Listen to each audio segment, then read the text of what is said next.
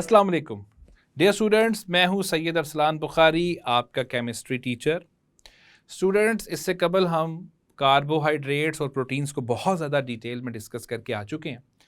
आज हम तीसरे नंबर पर आने वाले इंपॉर्टेंट मैक्रोमोलिक्यूल्स को स्टडी करेंगे और इन मैक्रोमोलिक्यूल्स का नाम है लिपिड्स। स्टूडेंट्स, आज का टॉपिक लिपिड्स का तारुफ और उसके फैटी एसिड्स के ऊपर बेस करेगा। हम पढ़ेंगे कि लिपिड्स क्या होते हैं और फैटी एसिड्स क्या होते हैं। तो चलें चलते हैं बोर्ड की तरफ और आपको लेके जाते हैं केमिस्ट्री की दुनिया में।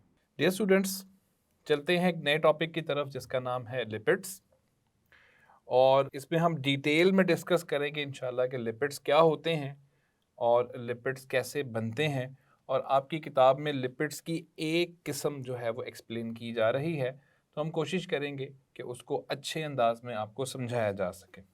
चलते हैं लिपिड्स के इंट्रोडक्शन की तरफ।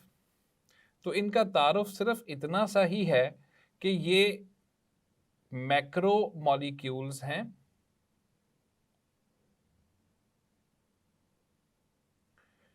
ये मैक्रो मॉलिक्यूल्स हैं जो फैटी एसिड्स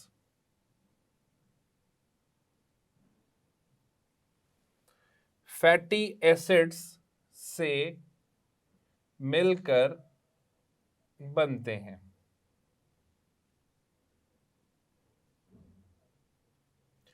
ये बड़ी आसान सी डेफिनेशन है लिपिड्स की जो मैंने आपके सामने लिख दी है। पहली बात, इस डेफिनेशन की अहम बात क्या है कि ये मैक्रो मॉलिक्यूल्स हैं। दूसरी बात, मैक्रो मॉलिक्यूल्स का मतलब है बड़े साइज के मॉलिक्यूल्स। तो जाहिर है जो बड़े साइज के मॉलिक्यूल्स होते हैं वो छोटे छोटे मॉलिक्यूल्स से मिलकर बनते हैं। तो इनके जो छोटे छोटे मॉलिक्यूल्स होंगे या इनके बिल्डिंग ब्लॉक्स होंगे, उनका नाम क्या है? Fatty acids. जिस तरह इससे कबल हमने प्रोटीन्स का टॉपिक पढ़ा था जिसमें मैंने समझाया था कि प्रोटीन्स अमाइनो एसिड से मिलकर बनते हैं, बिल्कुल उसी तरह लिपिड्स के बारे में याद रखिएगा कि लिपिड्स जो हैं वो फैटी एसिड से मिलकर बनते हैं।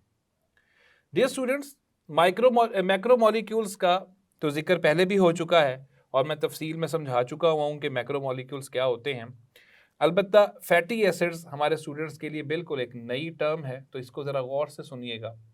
फैटी एसिड्स हम किसको कहते हैं? फैटी एसिड्स लॉन्ग चेन वाले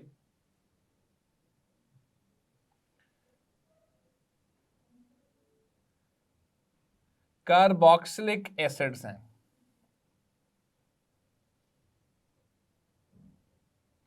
मतलब फैटी एसिड्स दर हकीकत कार्बोक्सिलिक एसिड्स ही हैं, लेकिन फ़र्क क्या है कि उनके साथ काफ़ी लंबी एक चेन कार्बन की जुड़ चुकी है। डियर स्टूडेंट्स, इनको आम तौर पे हम इस तरीके से शो करते हैं कि ये आर की एक लंबी चेन कार्बन की और उसके एंड पे कार्बोक्सिलिक एसिड कम से कम एक मौजूद है। ये एक से ज़्यादा भी हो सकते हैं, लेकिन कम से कम एक तो लाजमन होगा। तो लॉन्ग चेन वाले कार्बोक्सिलिक एसिड्स को फैटी एसिड्स कहा जाता है और उन फैटी एसिड्स से मिलकर लिपिड्स बनते हैं। डियर स्टूडेंट्स, ये जो आपको चेन नजर आ रही है, असल में ये है वो लंबी चेन। अब ये चेन कितनी हो सकती है? केमिस्ट्री के मुताबिक ये चेन हो सकती है 4 से 24 कार्बन एटम्स की।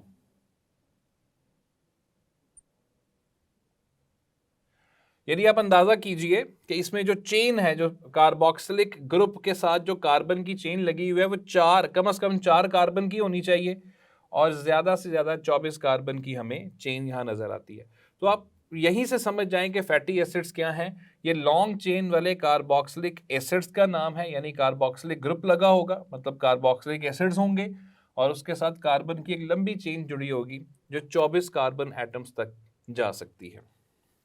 इसकी 2 मिसालें आपके किताब में गिवन है। एक है पामेटिक एसिड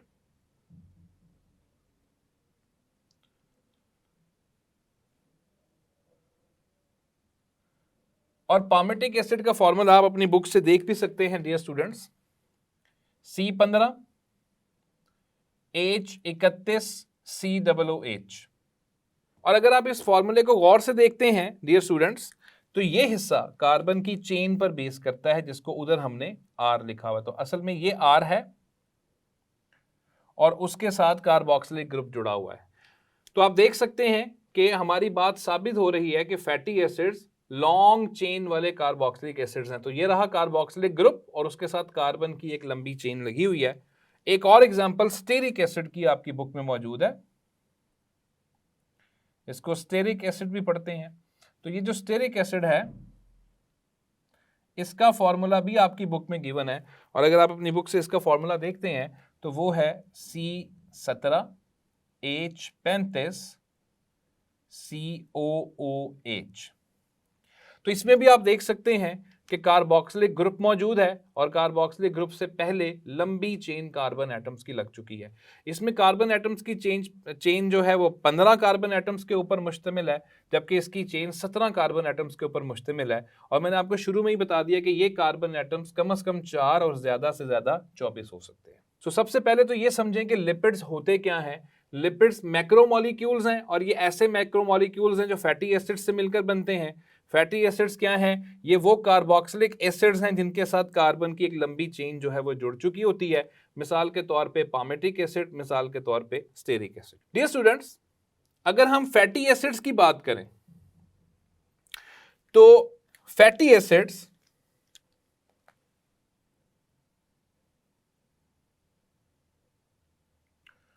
को हमने दो हिस्सों में तकसीम कर दिया है।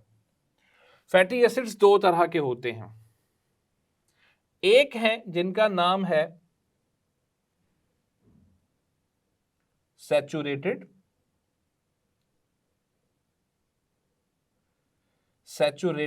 फैटी एसिड्स, और दूसरे हैं जिनका नाम है अनसैचुरेटेड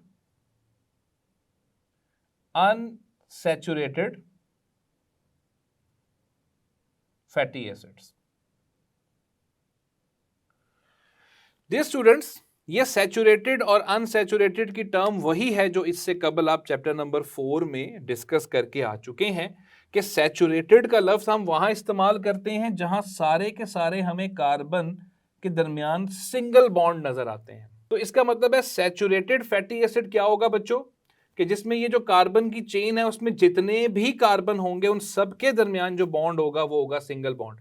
अगर तो सारे के सारे सिंगल बॉन्ड नजर आते हैं तो वो कहलाएगा एक saturated acid, saturated fatty acid. और अगर आपको वहां पे carbon to carbon double bond नजर आ जाता है या carbon to carbon triple bond नजर आ जाता है, हत्ता कि एक बॉन्ड भी चेन में कहीं पर आ जाता है, तो वो अनसैचुरेटेड बन जाता है। जरूरी नहीं कि सारे के सारे बॉन्ड्स डबल हों या सारे के सारे ट्रिपल बॉन्ड्स हों। एक डबल बॉन्ड भी उसमें आ गया या एक ट्रिपल बॉन्ड भी आ गया तो आपने समझ जाना है कि वो अनसैचुरेटेड कंपाउंड है। तो saturated fatty acids single bond वाले हैं और unsaturated fatty acids double bond वाले हैं। सबसे पहले इन दोनों फैटी एसिड्स में फर्क करना सीखें। तो फैटी एसिड्स क्या हैं? लॉन्ग चेन वाले कार्बोक्सिलिक एसिड्स। इनकी दो अकसाम हैं, या ये सैचुरेटेड होते हैं या ये अनसैचुरेटेड होते हैं। सैचुरेटेड होंगे तो उनमें carbon to carbon single bond होंगे, सारे बॉन्ड जो होंगे वो सिंगल होंगे। और अगर उनमें कोई डबल या ट्रिपल बॉन्ड आपको नजर आ जाता है तो वो अनसैचुरेटेड फैटी एसिड कहलाएगा। Dear students, saturated fatty acids और अनसैचुरेटेड फैटी एसिड्स जब एक सब्सटेंस से मिलते हैं, एक कंपाउंड से मिलते हैं जिसका नाम है ग्लिसरॉल,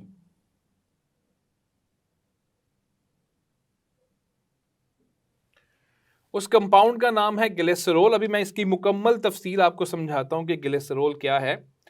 तो जब सैचुरेटेड फैटी एसिड्स ग्लिसरॉल से मिलते हैं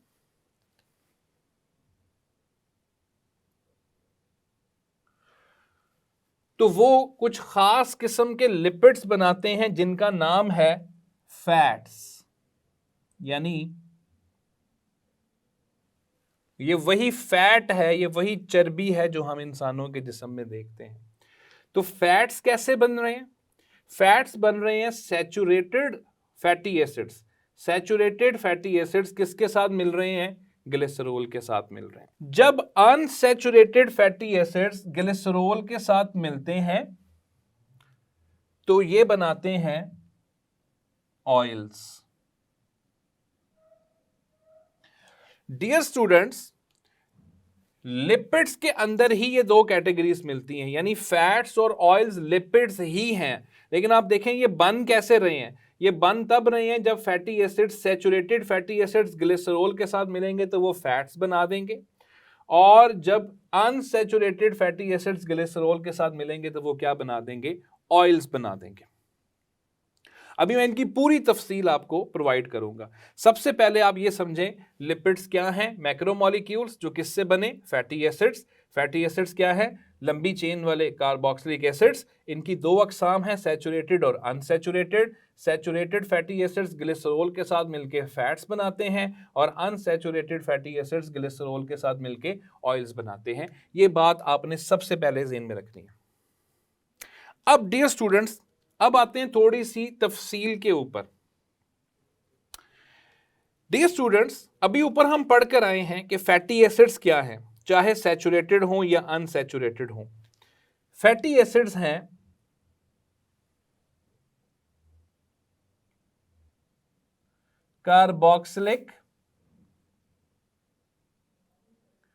कार्बोक्सिलिक एसिड्स। ठीक हो गया, ये ऊपर लिखा भी हुआ है, लॉन्ग चेन वाले कार्बोक्सिलिक एसिड्स हैं। ठीक हो गया। ग्लिसरॉल क्या है? डियर स्टूडेंट्स, ये नाम आपको किससे मिलता जुलता हुआ नजर आ रहा है? क्या आपने इससे पहले नाम सुना हुआ है मेथनॉल? क्या आपने नाम सुना हुआ है इथेनॉल? वो कौन है? अल्कोहल्स। आमतौर पे हम अल्कोहल्स के नाम के एंड पे ओल लगा देते हैं। तो ग्लिसरॉल जो है असल में उसका ताल्लुक भी अल्कोहल वाले ग्रुप के साथ है। उसका ताल्लुक भी किसके साथ है? अल्कोहल वाले ग्रुप के साथ है। ग्लिसरॉल एक अल्कोहल है, ये अल्कोहल से ताल्लुक रखता है, बस फर्क ये है कि इसमें एक से ज्यादा OH होते हैं। और डियर स्टूडेंट्स, अभी हम पढ़ेंगे कि ग्लिसरॉल के अंदर 3 OH ग्रुप पाए जाते हैं। है ये अल्कोहल ही। तो आप देखें रिएक्शन किसका हो रहा है, यानी फैटी एसिड्स किसके साथ जुड़ रहे हैं? ग्लिसरॉल के साथ। फैटी एसिड्स कौन हुए? Carboxylic acids. ग्लिसरॉल कौन हुआ? अल्कोहल। और याद रखिएगा डियर स्टूडेंट्स, जब एक कार्बोक्सिलिक एसिड किसी अल्कोहल के साथ जुड़ता है तो उसके नतीजे में हमेशा एस्टर्स बन जाते हैं। यह बात चैप्टर नंबर 3 में हमने पढ़ी भी है कि जब कभी भी एक अल्कोहल और एक कार्बोक्सिलिक एसिड रिएक्शन करते हैं तो उसके नतीजे में एस्टर बन जाते हैं। तो डियर स्टूडेंट्स, याद रखिएगा कि जो आप बात कर रहे हैं ना फैट्स की, जो फैट्स बन रहे हैं असल में फैट्स कौन हैं? एस्टर्स।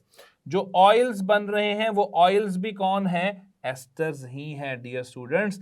जी हाँ, ये वही एस्टर्स हैं जिनको आप चैप्टर नंबर 3 में पढ़कर आए हो कि इनका फॉर्मूला ये होता है कि इनमें ये वाला कार्बन होता है, एक तरफ R और दूसरी तरफ OR होता है।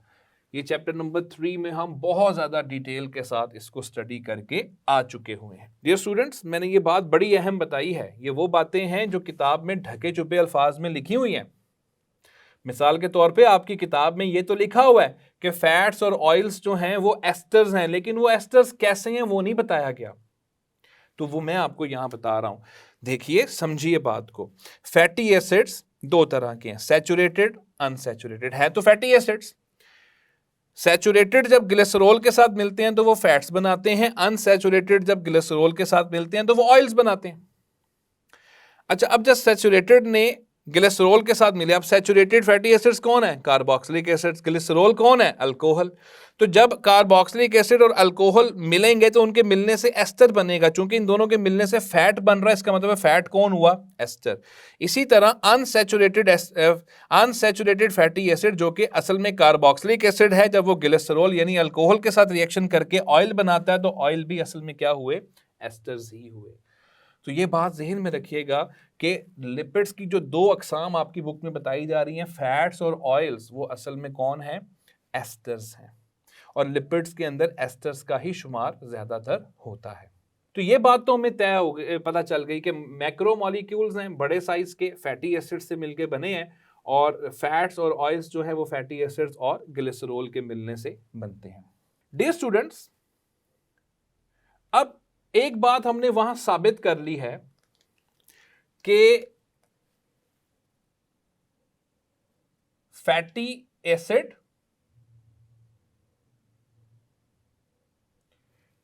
प्लस ग्लिसरॉल मिलकर बना रहे हैं फैट्स या ऑयल्स। याद रखिएगा कि केमिस्ट्री में हम इनको नाम देते हैं कि ये कौन बन रहे हैं, ग्लिसराइड्स। इनको कहा जाता है ग्लिसराइड्स। असल में फैट्स हों या ऑयल्स हों, उनकी जो बड़ी कैटेगरी है ना, ये फैट और ऑयल तो उनकी फिजिकल अपीयरेंस की वजह से उनको नाम दिए जाते हैं ना, कि फैट्स जो होता है चूंकि वो सॉलिड होते हैं, ठोस होते हैं, इसलिए उन्हें फैट्स कह दिया जाता है। ये माया की हालत में होते हैं इसलिए इनको ऑयल्स कह दिया जाता है। तो ये तो इनकी तबई हालत के ऊपर बेस करते हुए हमने दो नाम दिए हैं, लेकिन जो टर्म है वो है ग्लिसराइड। तो फैटी एसिड और ग्लिसरॉल के मिलने से क्या बनता है, ग्लिसराइड। अब इसमें डियर स्टूडेंट्स कुछ डिविजन्स हैं। अब वो डिविजन्स क्या हैं जरा गौर से सुनिएगा। कुछ ग्लिसराइड्स बनते हैं जिनका नाम है मोनो ग्लिसराइड्स। अब आप कहोगे कि सर ये आप हमें किस तरफ लेके जा रहे हैं, ये लफ्ज तो बुक में लिखा नहीं हुआ। तो इसको समझाने के लिए, असल में एक लफ्ज आपकी बुक में लिखा हुआ, उसको समझाने के लिए मुझे ये बताना पड़ रहा है। याद रखिएगा ग्लिसराइड्स की एक टाइप होती है जिसका नाम है मोनोग्लिसराइड्स। डियर स्टूडेंट्स, अब ये मोनोग्लिसराइड क्या है, गौर से सुनिएगा। आपको यह पता होना चाहिए ग्लिसराइड बन कैसे रहा है। ग्लिसराइड बन रहा है जब फैटी एसिड किसके साथ रिएक्शन कर रहे हैं, ग्लिसरॉल के साथ। याद रखिएगा अगर एक फैटी एसिड एक ग्लिसरॉल के साथ रिएक्शन करता है तो उसके नतीजे में जो मॉलिक्यूल बनता है उसका नाम है मोनोग्लिसराइड। एक और टर्म भी होती है डियर स्टूडेंट्स, वो टर्म क्या होती है, गौर से सुनिएगा। वो होती है डाइग्लिसराइड की।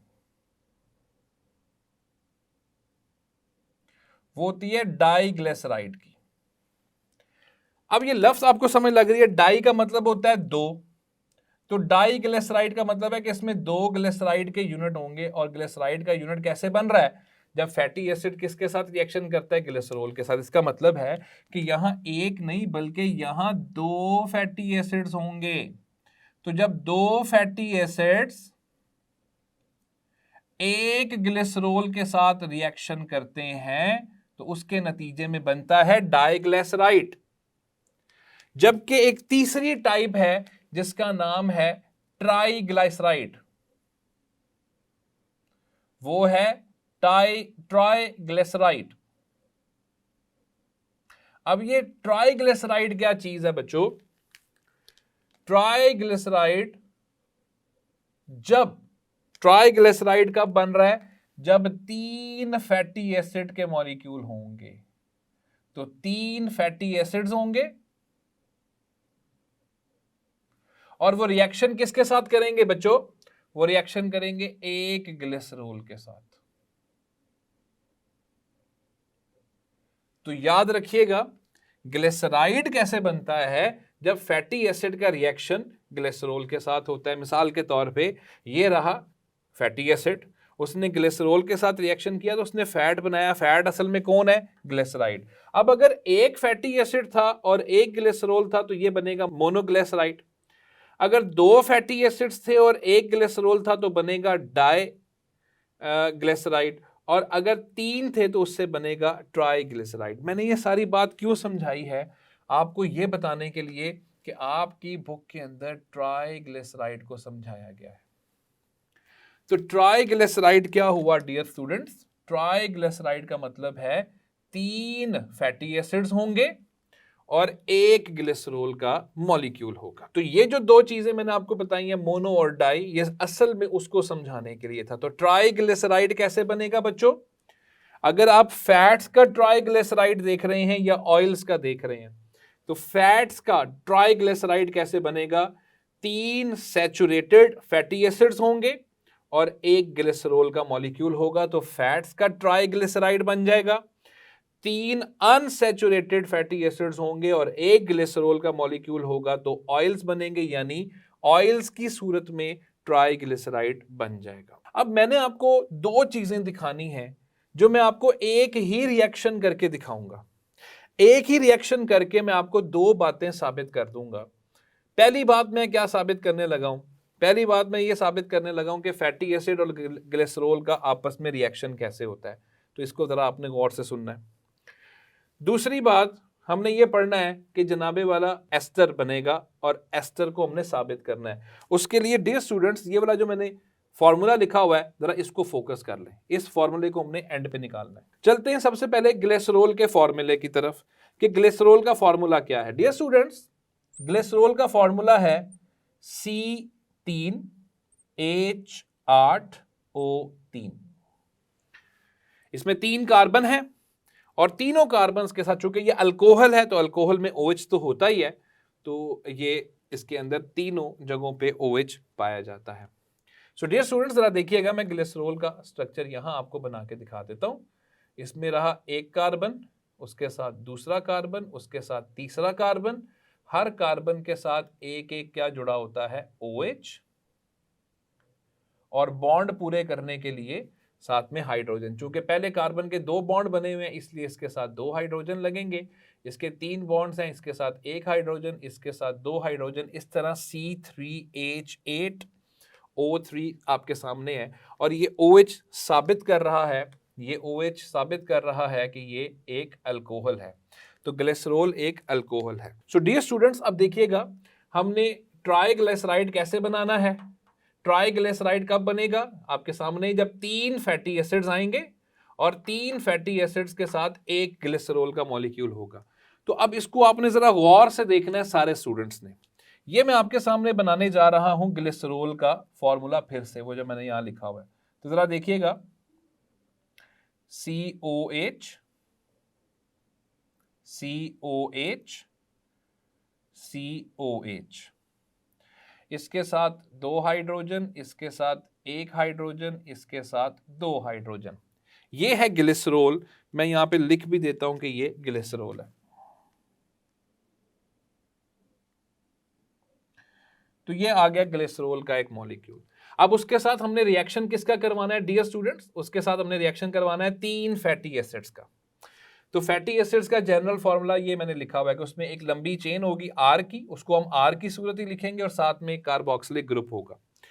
तो जरा गौर से देखिए, मैं यहां पे करता हूं, ये रहा R, उसके साथ ये रहा कार्बोक्सिलिक ग्रुप O और साथ में OH। इसी तरह एक यहां पर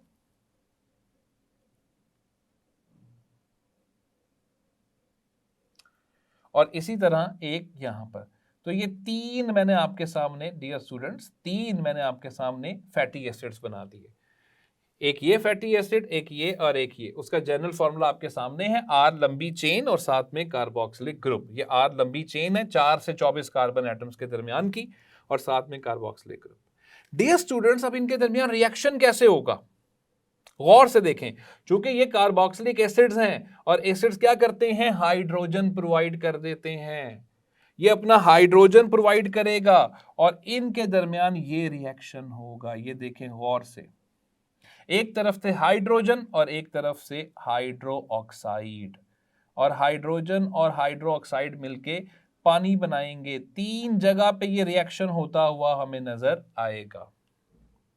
सो डियर स्टूडेंट्स, मैं यहां पे शो कर देता हूं कि 3 पानी के मॉलिक्यूल्स यहां से खारिज हो रहे हैं, इसलिए मैं उसके साथ माइनस का साइन लगा देता हूं। अब जरा गौर कीजिएगा,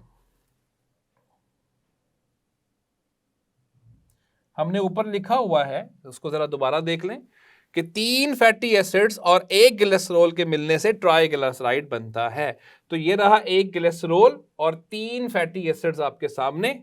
अब इनका आप देखें कि इनके आपस में रिएक्शन से बना क्या है। तो जरा गौर कीजिए, ये रहा H2C मैं साथ साथ आपको निशानदही करता जाता हूँ। H2C और ये इसका बॉन्ड फ्री हो गया, चूंकि ये OH निकल गया तो इसका बॉन्ड फ्री हो गया। इसके साथ नीचे है HC, उसका भी बॉन्ड फ्री हुआ चूंकि उसका भी OH निकल गया। और उसके नीचे फिर से H2C और उसका भी बॉन्ड फ्री। तो देखेंगे लाइन ऐसे ही आ जाती। दूसरी तरफ चलते हैं, यहां से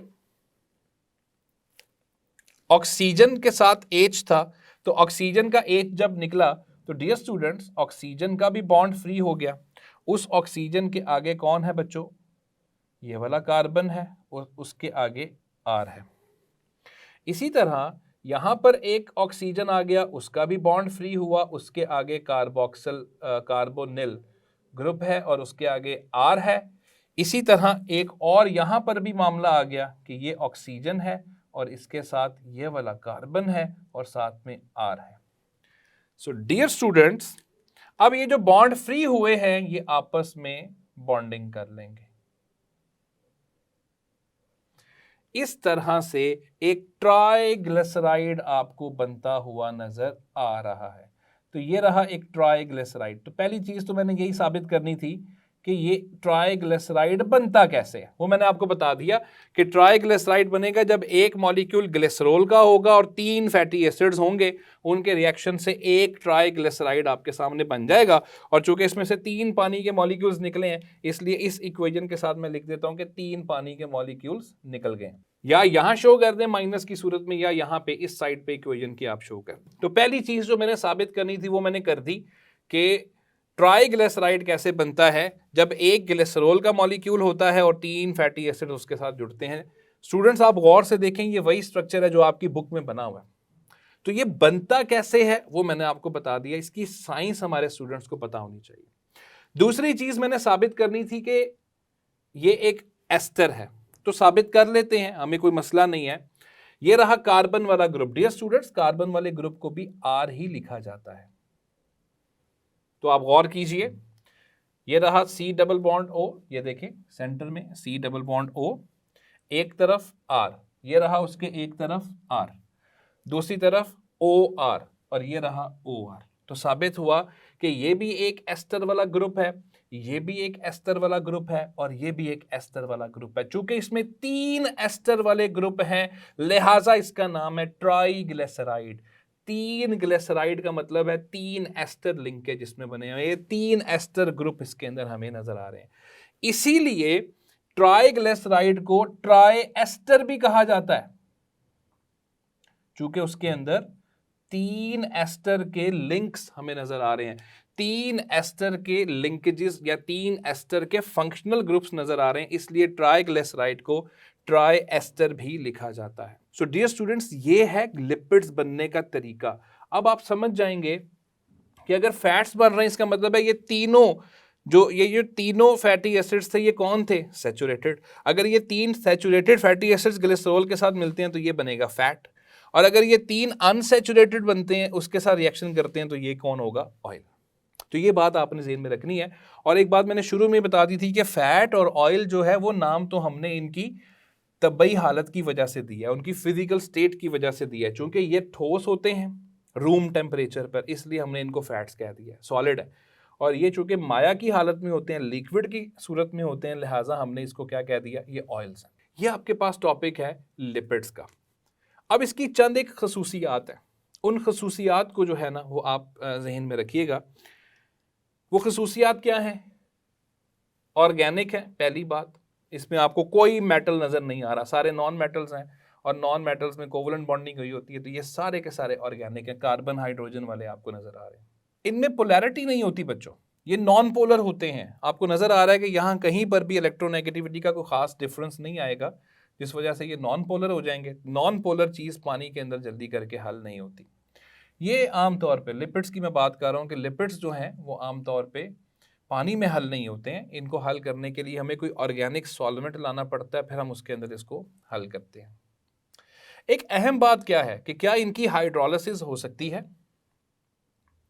यानी अगर आपसे कहा जाए कि इसकी हाइड्रोलाइसिस के बारे में बताएं तो आप कहेंगे जी हो सकती है, क्योंकि ये मैक्रोमॉलिक्यूल है। मैक्रोमॉलिक्यूल जिन छोटे मॉलिक्यूल से मिलकर बना होता है, जब हम इस बड़े मॉलिक्यूल की हाइड्रोलाइसिस करेंगे तो ये टूट के उन्हीं छोटे मॉलिक्यूल्स में फिर से कन्वर्ट हो जाएगा। मतलब अब ये किससे मिलके बन रहा है, ये एक ट्राइग्लिसराइड किससे बन रहा है, फैटी एसिड से और ग्लिसरॉल से, यानी और पानी खारिज कर रहा है। यानी जब हम इसमें पानी डाल देंगे और साथ में थोड़ा सा एसिड डाल देंगे, कोई भी मिनरल एसिड वगैरह डाल दें, तो ये रिएक्शन वापस जाएगा, ये टूटेगा, इसके ये जो बॉन्ड्स बने थे ये बॉन्ड्स टूटेंगे और ये बॉन्ड्स टूट के वापस ग्लिसरॉल और फैटी एसिड्स वगैरह के अंदर कन्वर्ट हो जाएंगे।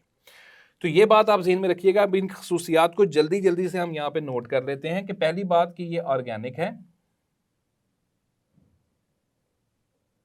दूसरी बात नॉन पोलर है, पानी के अंदर हल नहीं होंगे, तीसरे नंबर पे जो हमने बात की है कि इनकी हाइड्रोलिसिस हो सकती है, और जब आप इनकी हाइड्रोलिसिस करोगे बच्चों तो ये हाइड्रोलिसिस करके क्या बनाएंगे, वापस फैटी एसिड्स और ग्लिसरॉल वगैरह के अंदर कन्वर्ट हो जाएंगे। तो ये इनकी कुछ प्रॉपर्टीज़ हैं जिनको आप जहन में रखें और ये पेपर में इंशाल्लाह आपके बहुत काम आएंगी। इसके अलावा लिपिड्स से मुतल्लिक जो भी चीज़ें हैं वो मैंने आपको बता दी हैं, और इंशाल्लाह नेक्स्ट टॉपिक में लिपिड्स की सोर्सेस और यूजेस को हम बहुत ज़्यादा डिटेल में पढ़ेंगे। उसके लिए ये सारी बातें ज़हन में रखिएगा। देखें कितनी ज़्यादा बॉन्डिंग है। यहाँ से एक बात इंशाल्लाह हम लोग नेक्स्ट लेक्चर के अंदर भी निकालेंगे। इसको लॉन्ग क्वेश्चन के तौर पे लाजमन प्रिपेयर करें। बिलखसूस पामेटिक एसिड स्टेरिक एसिड का फार्मूला शॉर्ट क्वेश्चन के तौर पे लाजमन प्रिपेयर करें। ट्राइग्लिसराइड का स्ट्रक्चर आपको बनाना आना चाहिए, ये ट्राइग्लिसराइड का स्ट्रक्चर बनाना आना चाहिए। मतलब मैं ये नहीं कह रहा, ये तो समझाने के लिए आउट ऑफ द बुक एक चीज़ बताई है, ये स्ट्रक्चर आपकी बुक में बना हुआ है, इस स्ट्रक्चर को बनाना आपको आना चाहिए। कभी भी क्वेश्चन आ सकता है कि इसका स्ट्रक्चर बनाएं ट्राइग्लिसराइड का, तो आपने ये फ्रेमवर्क बना देना। तो ये इसके अंदर से शॉर्ट क्वेश्चंस भी आ सकते हैं और ये पूरा के पूरा एक लॉन्ग क्वेश्चन की सूरत में भी आ सकता है। इसको अच्छे तरीके से प्रिपेयर करें, इसकी प्रैक्टिस करना बहुत ज़रूरी होगा। इंशाल्लाह नेक्स्ट लेक्चर में एक नई इंफॉर्मेशन के साथ आपसे मुलाकात होगी। Thank you. So dear students, ये था हमारा आज का टॉपिक जिसमें हमने पढ़ा कि लिपिड्स क्या होते हैं। लिपिड्स जो हैं, आज की टॉपिक की हासिल तलब बात क्या है कि लिपिड्स क्या हैं। लिपिड्स मैक्रोमॉलिक्यूल्स हैं, कार्बन हाइड्रोजन ऑक्सीजन से मिलकर बनते हैं।